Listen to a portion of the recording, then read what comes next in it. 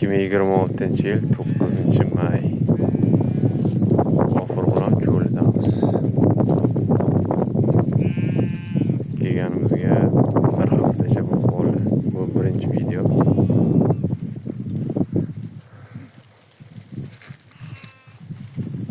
Quyon ko'rib qoldim bitta.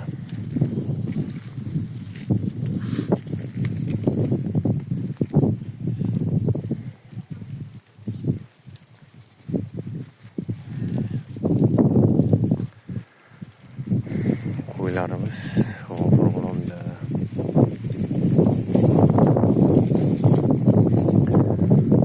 Ko'p kuzatuvchilarimiz so'rashdi, video qiling.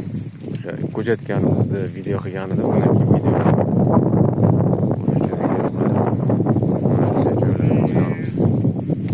kuzatib boringlar, yangi yilda